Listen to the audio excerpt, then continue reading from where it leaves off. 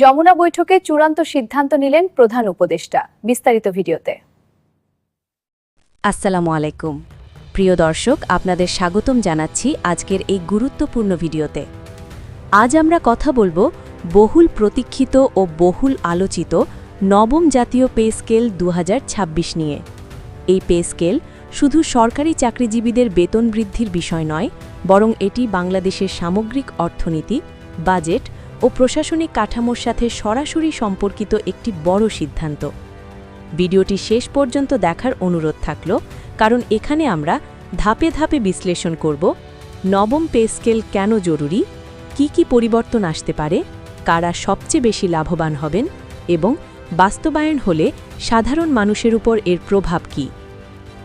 Pay scale পরিবর্তনের পটভূমি। বর্তমানে বাংলাদেশে কার্যকর রয়েছে অষ্টম জাতীয় পে স্কেল, যা প্রণয়ন করা হয়েছিল 2015 সালে এবং বাস্তবায়ন শুরু হয় 2016 সাল থেকে।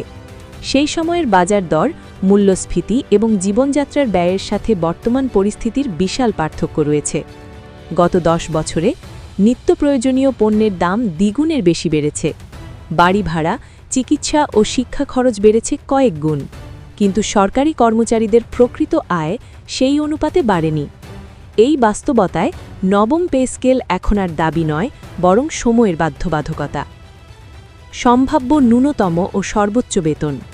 রিসার্চ ও বিভিন্ন সূত্রের আলোচনায় যেসব তথ্য উঠে এসেছে, বর্তমান ন্যূনতম বেতন 16,000 টাকা, প্রস্তাবিত ন্যূনতম বেতন 21,000 থেকে 23,000 টাকা। সর্বোচ্চ ও সর্বনিম্ন বেতনের অনুপাত।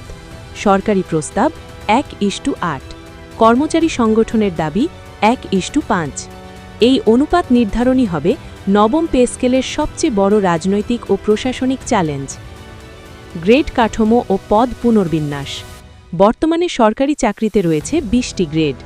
নবম পে স্কেলের সম্ভাব্য পরিবর্তনগুলো হল: 20 গ্রেড অপরিবর্তিত থাকতে পারে, নিচের দিকের কিছু গ্রেড মার্জ হতে পারে, টেকনিক্যাল ও বিশেষায়িত পদের জন্য আলাদা স্কেল আসতে পারে, এন্ট্রি লেভেল ও প্রমোশন স্কেলে ব্যবধান কমানো হতে পারে।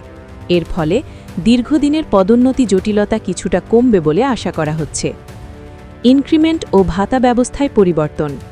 নবম পে স্কেলে যেসব ভাতা নতুনভাবে নির্ধারণ হতে পারে: বার্ষিক ইনক্রিমেন্ট 5% থেকে 7% বা 10%, বাড়ি ভাড়া ভাতা নতুন শহরভিত্তিক কাঠামোতে, চিকিৎসা ভাতা বাস্তব ব্যয়ের সাথে সামঞ্জস্যপূর্ণ, যাতায়াত ও টিএডিএ পুনর্নির্ধারণ, মহার্ঘ ভাতা যুক্ত হওয়ার সম্ভাবনা, বিশেষ করে মূল্যস্ফীতি বেশি হলে। পেনশন ও অবসর সুবিধা। অবসরপ্রাপ্ত সরকারি কর্মচারীদের জন্য নবম পে স্কেল অত্যন্ত গুরুত্বপূর্ণ।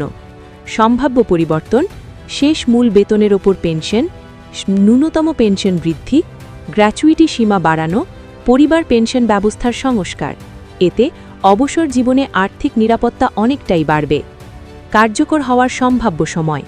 রিসার্চ অনুযায়ী পে কমিশনের রিপোর্ট চূড়ান্ত হওয়ার পর গেজেট প্রকাশ, ধাপে ধাপে বাস্তবায়ন, সব মিলিয়ে 2026 সালের মাঝামাঝি থেকে শেষ ভাগে কার্যকর হওয়ার সম্ভাবনা নিয়ে আলোচনা চলছে। সবশেষে বলা যায়, নবম জাতীয় পে স্কেল শুধু একটি বেতন কাঠামো নয়, এটি সরকারি চাকরিজীবীদের সম্মান, নিরাপত্তা ও ভবিষ্যতের সঙ্গে জড়িত একটি ঐতিহাসিক সিদ্ধান্ত।